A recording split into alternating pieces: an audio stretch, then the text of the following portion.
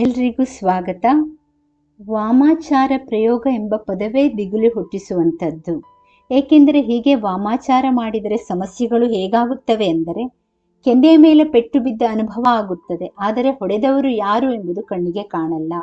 ಎದುರು ನಿಂತು ಬಡಿದಾಡುವ ಶತ್ರುವಾದರೆ ಹೇಗೋ ಎದುರಿಸಬಹುದು, ಆದರೆ ಹೀಗೆ ಕಣ್ಣಿಗೆ ಕಾಣದ ಸಮಸ್ಯೆ ಎದುರಿಸುವುದು ಹೇಗೆ?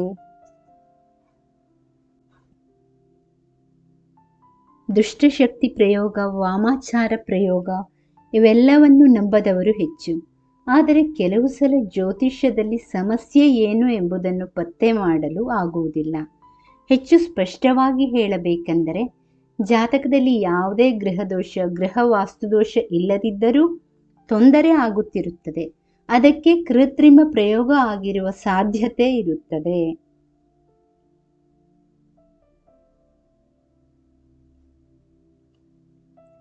ಬಹಳ ಜನಕ್ಕೆ ತಮ್ಮ ಮೇಲೆ ಪ್ರಯೋಗ ಆಗಿದೆ ಎಂಬ ಅನುಮಾನ ಮೂಡಿದರೂ ಹೇಳಿಕೊಳ್ಳಲು ನಾಚಿಕೆ ಅಥವಾ ಸಂಕೋಚ ಇರುತ್ತದೆ. ಆದ್ದರಿಂದ ಈ ಲೇಖನದಲ್ಲಿ ಕೆಲವು ಲಕ್ಷಣಗಳನ್ನು ತಿಳಿಸಲಾಗುವುದು. ಅವುಗಳು ಕಂಡುಬಂದಲ್ಲಿ ಕೂಡಲೇ ಈ ಬಗ್ಗೆ ತಿಳುವಳಿಕೆ ಹಾಗೂ ಜ್ಞಾನ ಇರುವ ಜ್ಯೋತಿಷಿಯನ್ನು ಭೇಟಿ ಮಾಡಿ.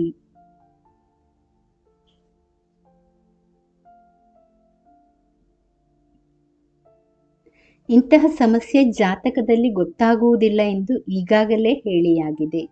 ಪ್ರಶ್ನಾಶಾಸ್ತ್ರದ ಮೂಲಕ ಅದನ್ನು ತಿಳಿದುಕೊಂಡು ಶಾಶ್ವತವಾದ ಪರಿಹಾರ ಮಾಡಬೇಕಾಗುತ್ತದೆ.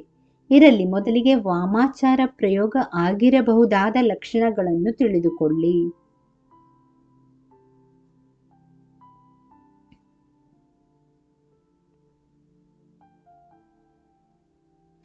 ವಾಮಾಚಾರ ಪ್ರಯೋಗ ಆಗಿದ್ದರೆ ಮುಖದಲ್ಲಿ ವಿಕಾರತೆ ಇರುತ್ತದೆ. ಅಂದರೆ ದೈಹಿಕ ಬದಲಾವಣೆಗಳು ಮೊದಲ ಹಂತದಲ್ಲೇ ಗೋಚಾರವಾಗುತ್ತದೆ. ವಿಪರೀತ ಕೂದಲು ಉದುರುತ್ತದೆ, ಮುಖದಲ್ಲೊಂದು ವಿಕಾರತೆ ಕಾಣಿಸುತ್ತದೆ. ನಿತ್ಯವೂ ಗಮನಿಸುವವರಿಗೆ ಈ ಬದಲಾವಣೆ ಬಹಳ ಬೇಗ ಗೊತ್ತಾಗುತ್ತದೆ. ಜೀವಕಳೆ ಅಂತ ಏನು ಹೇಳ್ತೀವಿ, ಅದು ಇಲ್ಲದಂತಾಗುತ್ತದೆ. ಊಟದಲ್ಲಿ ಪದೇ ಪದೇ ಕೂದಲು ಸಿಗುತ್ತದೆ. ಇದು ಯಾವ ಪರಿಯಲ್ಲಿ ಅಂದರೆ ಖಂಡಿತ ಅನುಮಾನ ಮೂಡುವ ಮಟ್ಟಕ್ಕೆ ಇರುತ್ತದೆ. ಆಹಾರದಲ್ಲಿ ಆಗೊಮ್ಮೆ ಈಗೊಮ್ಮೆ ಅಪರೂಪಕ್ಕೆ ಕೂದಲು ಸಿಗುವುದು ಬೇರೆ. ಆದರೆ ವಾಮಾಚಾರ ಪ್ರಯೋಗ ಆಗಿದ್ದರೆ ಅದರ ಪರಿಣಾಮವೇ ಬೇರೆ.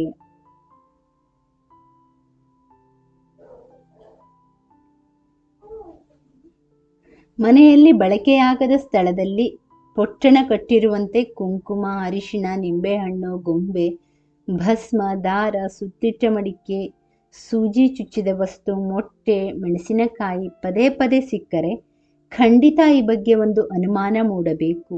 ಏಕೆಂದರೆ ಇವೆಲ್ಲ ವಸ್ತುಗಳು ಕೃತ್ರಿಮ ಪ್ರಯೋಗದ ಮುನ್ಸೂಚನೆಗಳು.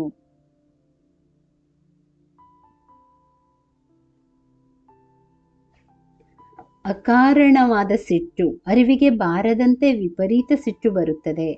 ಕಾರಣವೇ ಇಲ್ಲದಂತೆ ಸ್ನೇಹಿತರೇ ಶತ್ರುಗಳಾಗಿ ಬದಲಾಗುತ್ತಿದ್ದಾರೆ. ಕುಟುಂಬದವರೇ ವಿನಾಕಾರಣ ಸಿಟ್ಟು ಮಾಡಿಕೊಳ್ಳುತ್ತಿದ್ದಾರೆ. ಇವೆಲ್ಲವೂ ಅನುಮಾನಾಸ್ಪದ ಎನ್ನುವ ಮಟ್ಟಕ್ಕೆ ಇದ್ದರೆ ಕೂಡಲೇ ಎಚ್ಚೆತ್ತುಕೊಳ್ಳಬೇಕು.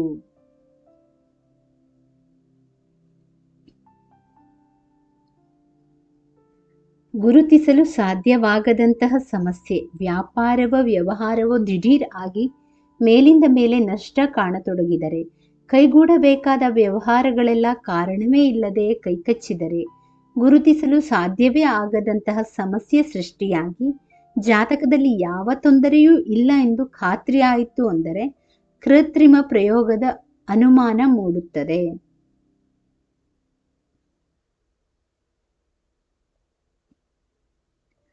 ಕೆಟ್ಟ ಕನಸುಗಳು ಬೀಳುತ್ತಿದ್ದರೆ, ತೀರಾ ಕೆಟ್ಟ ಕನಸುಗಳು ಬೀಳುತ್ತಿದ್ದರೆ, ಅದರಲ್ಲೂ ಯಾರೋ ಎದೆಯ ಮೇಲೆ ಕತ್ತು ಹಿಸುಕಿದಂತಹ ಅನುಭವ ಆಗುತ್ತಿದ್ದರೆ, ಅಂದರೆ ಪದೇ ಪದೇ ಈ ರೀತಿ ಕೆಟ್ಟ ಕನಸುಗಳು ಬೀಳುವಾಗ ಎಚ್ಚರ ಆಗಲೇಬೇಕು.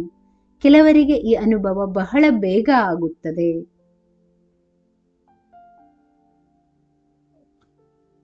ಯಾರಿಗೋ ಮಾಡಿದ ಮಾಟದ ಪ್ರಭಾವ. ಕೆಲವರು ಹೇಳುತ್ತಾರೆ, ನಮಗೆ ಶತ್ರುಗಳೇ ಇಲ್ಲ, ನಮಗೆ ಯಾರು ಮಾಟ ಮಂತ್ರ ಮಾಡಿಸುತ್ತಾರೆ ಎಂಬ ವಾದ ಮಾಡುತ್ತಾರೆ.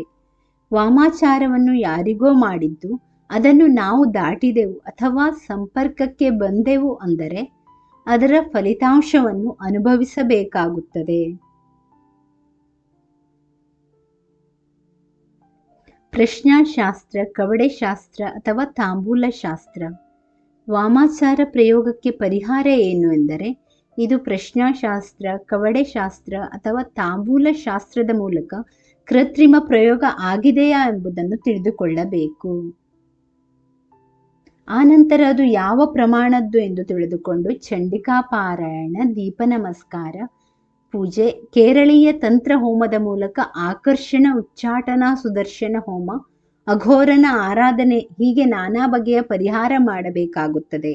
ಶಾಶ್ವತ ಪರಿಹಾರವಾಗಿ ರಕ್ಷಾ ಹೋಮಗಳನ್ನು ಮಾಡಿಸಬೇಕಾಗುತ್ತದೆ. ಈ ಬಗ್ಗೆ ಜ್ಞಾನ, ಪಾಂಡಿತ್ಯ, ತಿಳುವಳಿಕೆ ಇರುವವರ ಬಳಿಯೇ ತೆರಳಿ ಸಮಸ್ಯೆ ಪರಿಹರಿಸಿಕೊಳ್ಳುವುದು ಉತ್ತಮ.